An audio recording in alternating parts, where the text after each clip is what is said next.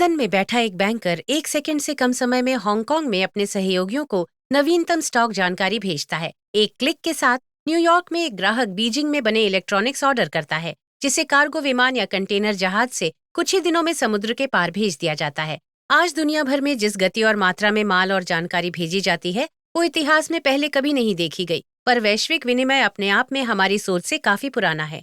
2000 वर्षों से भी अधिक पहले से 5000 मील की दूरी तक फैली हुई सिल्क रोड नामक इलाके में होता चला आ रहा है। सिल्क रोड वास्तव में एक ही सड़क नहीं थी, बल्कि कई मार्गों का एक नेटवर्क था जो धीरे धीरे सदियों में विकसित हुआ था, और वो विभिन्न बस्तियों को एक दूसरे से जोड़ता चला गया। आरंभिक कृषि सभ्यताएं नदियों की उपजाऊ घाटियों में विलग स्थानों में थी, जहां से यात्रा करना आसपास के भूगोल और अज्ञात के डर से बाधित थी। लेकिन जैसे जैसे वे विकसित हुए, उन्होंने देखा कि उनकी सीमाओं पर स्थित रेगिस्तानों में लोक कथाओं के राक्षस नहीं, बल्कि घुड़सवारी करने वाले खाना बदोश जनजातियां रहती हैं। हंगरी से मंगोलिया तक के स्काइथियन, यूनान, मिस्र, भारत और चीन की सभ्यता के संपर्क में आए थे। ये मुलाकातें अक्सर शांतिपूर्ण नहीं होती थीं, लेकिन छापे और युद्ध के साथ साथ टैरिफ के बदले में यात्रा करने वाले व्यापारियों के व्यापार और संरक्षण के माध्यम से खाना बदोश संस्कृतियों के बीच माल, विचार और तकनीक के सीधे संपर्क के बिना फैलाने लगे। इस विकासशील जाल का एक अहम पहलू था पर्शियन रॉयल रोड, जिसे 5वीं सदी ईसा पूर्व में डैरियस प्रथम ने पूरा किया। टाइग्रिस नदी से एजियन सागर तक लगभग 2000 मील तक फैले इस मार्ग ने नियमित रिले पॉइंट्स की मदद से माल और संदेशों को एक यात्री को लगने वाले समय के लगभग 1/10वें समय में भेजना संभव किया। सिकंदर की पर्शिया पर विजय के साथ और समरकंद जैसे शहरों पर कब्जा करने के जरिए मध्य एशिया में प्रवेश और अलेक्जेंड्रिया एस्टेट जैसे नए शहरों की स्थापना के साथ यूनानी, मिस्री, फारसी, भारतीय संस्कृति और व्यापार का नेटवर्क सुदूर पूर्व में फैली, जिसने चीन और पश्चिम को जोड़ने की नींव रखी।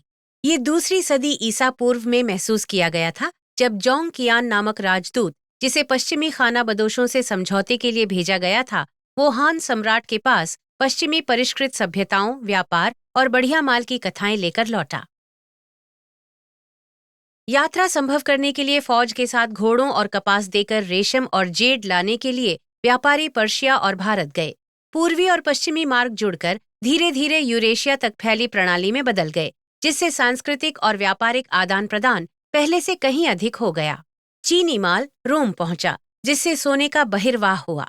इससे रेशम बैन हो गया, जबकि रोमन कांच के बने पदार्थ चीन में लोकप्रिय थे। मध्य एशिया में फौजी आक्रमणों के कारण चीनी और रोमन सैनिकों के बीच मुठभेड़ भी देखी गई, संभवतः जिससे क्रॉसबो तकनीक पश्चिमी दुनिया में पहुंच गई। रोमन साम्राज्य और चीनी शासन के उदय और पतन के बावजूद विदेशी और अनोखे माल की मांग और उससे मिलने वाले मुनाफे से सिल्क रोड का महत्व वैसे ही बरकरार रहा। यहाँ तक कि मंगोलियन लुटेरों ने भी व्यापार मार्ग को तोड़ने की जगह सुरक्षित बनाए रखा। लेकिन सामान के साथ साथ इन मार्गों ने परंपराओं, नवाचारों, विचारधाराओं और भाषाओं के आंदोलन को भी सक्षम बनाया। भारत में शुरू होकर बौद्ध धर्म चीन और जापान में प्रमुख धर्म बन गया। अरब देशों से इस्लाम दक्षिण एशिया में फैला और स्थानीय मान्यताओं में मिला, जिससे कई नए पंथों का जन्म हुआ, जैसे कि सिख धर्म। चीन से मध्य पूर्व पहुंचे बारूद ने वहां के ऑटोमन, साफावीर और मुगल साम्राज्यों का भाग्य बदला। एक तरह से सिल्क रोड की सफलता अपने स्वयं की मृत्यु का कारण बनी। सिल्क रोड के कारण यूरोप पहुंची चुंबकीय कंपास जैसी तकनीकों ने लंबे भूमि मार्ग का महत्व खत्म कर दिया। इस बीच मंगोल शासन के पतन के बाद चीन ने अंतर्राष्ट्रीय व्यापार बंद कर दिया।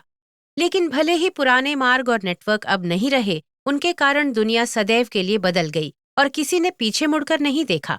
पूर्वी एशिया की अमीरी की तलाश कर रहे यूरोपियनों ने अन्वेषण का युग शुरू किया और वे अफ्रीका और अमेरिका में फैल गए। आज वैश्विक जुड़ाव हमारे जीवन को संवारते हैं। कनाडा के खरीदार बांग्लादेश में बनी टी शर्ट खरीदते हैं, जापानी दर्शक ब्रिटिश टीवी शो देखते हैं और ट्यूनीशियाई लोग क्रांति शुरू करने के लिए अमेरिकी सॉफ्टवेयर का उपयोग करते हैं। ग्लोबलाइजेशन का संस्कृति और अर्थव्यवस्था पर प्रभाव निर्विवाद है, पर इसके लाभों और नुकसानों के बावजूद वो नई प्रक्रिया से दूर हैं। हालांकि सुपरसोनिक वाहन आज पर्वतों, रेगिस्तानों और सागर पार करते हैं, क्रॉस कॉन्टिनेंटल संचार केबल और अंतरिक्ष से निकलते सिग्नल इसमें मदद करते हैं, जिसके लिए कभी कारवां महीनों यात्रा करते थे। उनमें से कुछ भी उन संस्कृतियों के बिना असंभव होता, जिनके प्रयासों से सिल्क रोड इतिहास का पहला वर्ल्ड वाइड वेब बना था। अगर आप सीखना पसंद करते हैं, तो हमारा चैनल सब्सक्राइब करें। बिल्लियों के अनुसार दुनिया के इतिहास से लेकर चांद पर रहने के लिए क्या करना होगा तक हम हर चीज पर नए वीडियो प्रकाशित करते हैं। लाइन पर रहें और जिज्ञासु बने रहें।